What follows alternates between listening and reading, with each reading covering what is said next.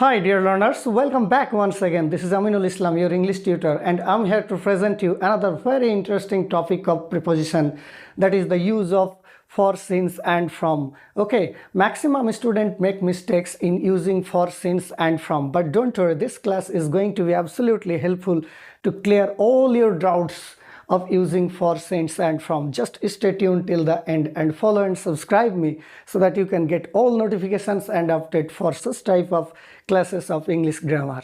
Okay? তো প্রিয় শিক্ষার্থী বন্ধুরা, আজকের এই লেসনে আমরা জানতে চলেছি কোথায় ফর, কোথায় সিন্স এবং কোথায় ফ্রম ব্যবহার করা হবে। প্রেজেন্ট পারফেক্ট কন্টিনিউয়াস টেন্সে টাইমের আগে ম্যাক্সিমাম এই তিনটে প্রিপোজিশন ব্যবহার করা হয়। তো এই জায়গায় আমাদের একটু গন্ডগোল বেঁধে যায় যে কোথায় ফর ব্যবহার করব বা কোথায় সিন্স বা কোথায় ফর্ম। ওকে, তো এই প্রবলেমটা, এই ডাউটটা আমি তোমাদের একেবারে ক্লিয়ার করে দিতে চাইছি। Just listen to me carefully with rapt attention. Okay, তো for refers to period of time, for refers to period of time, whereas from and since refer to point of time. For refers to period of time, whereas from and since refers to point of time. তাহলে for কোথায় ব্যবহার করা হয়? কোনো কাজ কিছু সময় ধরে চলছে। ফর ব্যবহার করা হয় কোথায়? কোনো কাজ কিছু সময় ধরে চলছে। এই যে ধরে ধরে বোঝালে আমরা কি ব্যবহার করব? ফর ব্যবহার করব। কিন্তু কোনো সময় থেকে কোনো কাজ চলছে বোঝালে সেক্ষেত্রে আমরা কি ব্যবহার করব? ফ্রম বা সিন্স। কারণ সিন্স মানেও হচ্ছে কি থেকে, এবং ফ্রম মানেও থেকে। তাই কি বলছি যে কোনো কাজ কিছু সময় ধরে চলছে, অর্থাৎ ধরে, কিছু সময় ধরে বোঝালে সেক্ষেত্রে কি ব্যবহার হবে? ফর ব্যবহার হবে। আর কোনো বিশেষ সময় থেকে বোঝালে সেক্ষেত্রে ফ্রম বা সিন্স ব্যবহার হবে। এবার আমরা এই বিষয়টা আরও একটু ক্লিয়ার হয়ে যাব কয়েকটা এক্সাম্পলের মাধ্যমে। ওকে, নাও লুক অ্যাট দি বোর্ড। আমরা ফার্স্ট সেন্টেন্সে কি দেখতে পাচ্ছি? সে 10 মিনিট ধরে গল্পটি পড়ছে। সে 10 মিনিট ধরে গল্পটি পড়ছে। এখানে কি বলা হয়েছে? ধরে। কি বলা হয়েছে? ধরে। তো আমি আগে তোমাদের কি বললাম যে ধরে বোঝালে ফর ব্যবহার করব, because for refers to period of time. এই যে এখানে কি বলা হয়েছে? 10 মিনিট ধরে। 10 মিনিট, 10 মিনিট কি একটা কিছুটা সময়। 10 মিনিটটা কি কিছুটা সময়। সে 10 মিনিট ধরে পড়ছে। তো 10 মিনিট ধরে পড়ছে, এখানে ধরে বোঝানোর জন্য আমরা এখানে কি ব্যবহার করব?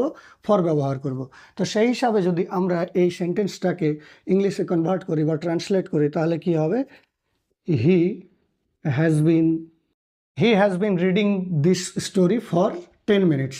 এই যে 10 মিনিটস হচ্ছে কি পিরিয়ড অফ টাইম, কিছুটা সময়। তো কিছু সময় ধরে, ধরে বোঝানোর জন্য আমরা এখানে কি ব্যবহার করেছি? ফর ব্যবহার করেছি। মনে করো যে সে 3 দিন ধরে জ্বরে ভুগছে, তাহলে আমরা কি বলবো? যে he has been suffering from fever for 3 days. সে 3 দিন ধরে জ্বরে ভুগছে। এইটাকে যদি আমরা ইংলিশে ট্রান্সলেট করি তাহলে কি বলবো? হি has been suffering from fever for 3 days. তাহলে যে 3 ডেজ, 3 দিন হচ্ছে কি পিরিয়ড অফ টাইম, অর্থাৎ কিছু সময়। তো এই জন্যে আমরা এখানে কি বোঝাচ্ছি? 3 দিন ধরে।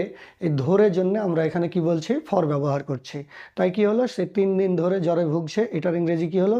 হি has been suffering from fever for 3 days. সেই রকমভাবে আমরা এই বাক্যটাকে ট্রান্সলেট করলাম কি, যে সে 10 মিনিট ধরে গল্পটি পড়ছে। হি has been reading this story for 10 minutes. Okay, next সেন্টেন্সে দেখো, সে সকাল থেকে গল্পটি পড়ছে। এখানে কি বলা হয়েছে? থেকে।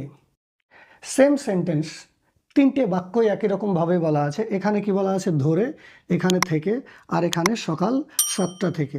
কি বলা আছে? 7টা থেকে। তো যাই হোক, আমরা এই সেন্টেন্সটাই পরে আসছি। আপাতত আমরা সেকেন্ড সেন্টেন্সটা দেখে নিই। সে সকাল থেকে গল্পটি পড়ছে। এই যে থেকে, থেকে বোঝানোর জন্য আমরা এখানে কি ব্যবহার করব? ফ্রম বা সিন্স ব্যবহার করব। থেকে বোঝানোর জন্য আমরা কি ব্যবহার করব? ফ্রম বা সিন্স। কারণ আমি আগেই তোমাদের বোঝালাম কি, যে কোনো বিশেষ সময় থেকে যদি বোঝায় বা কোনো সময় থেকে যদি বোঝায় সেক্ষেত্রে কি ব্যবহার করা হবে? ফ্রম বা সিন্স। কারণ ফ্রম মানেও থেকে, সিন্স মানেও থেকে। তাহলে এই বাক্যটাকে আমরা যদি ইংলিশে ট্রান্সলেট করি তাহলে কি হবে? হি হ্যাজ বিন, দেখো কি লেখা হলো? হি has been reading the story since morning.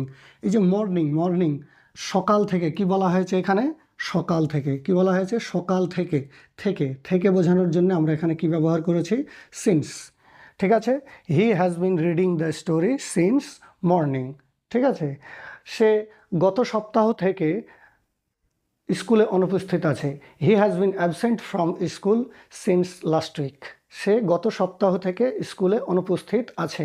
তাহলে গত সপ্তাহ থেকে, এই যে থেকে বোঝানোর জন্য আমরা কি বলছি, সিন্স ব্যবহার করছি। তাহলে সে গত সপ্তাহ থেকে অনুপস্থিত আছে, এই বাক্যটাকে ইংলিশে ট্রান্সলেট করলে কি হবে, he has been absent from school since last week. Okay, now come to the third sentence. সে সকাল 7টা থেকে গল্পটি পড়ছে।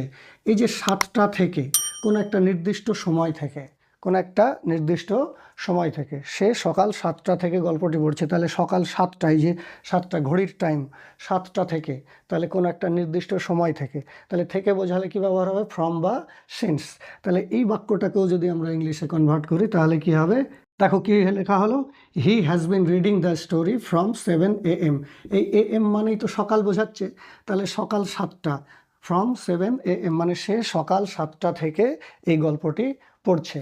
ঠিক আছে, তাহলে আমরা কি বললাম, যে ফর কোথায় ব্যবহার হবে, পিরিয়ড অফ টাইম, অর্থাৎ কিছু সময় ধরে বোঝালে।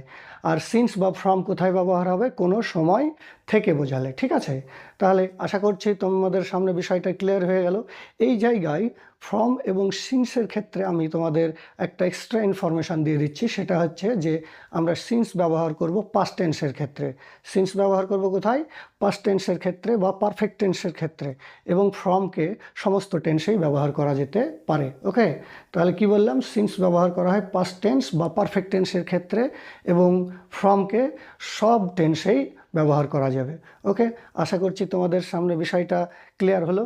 তাহলে এই রকম ইংলিশের ক্লাস পেতে তোমরা আমার চ্যানেলটিকে সাবস্ক্রাইব করবে। আমার YouTube channel English with Aminul, এই চ্যানেলটিকে সাবস্ক্রাইব করবে এবং ফেসবুকে আমাকে ফলো করবে। ওকে, থ্যাংক ইউ।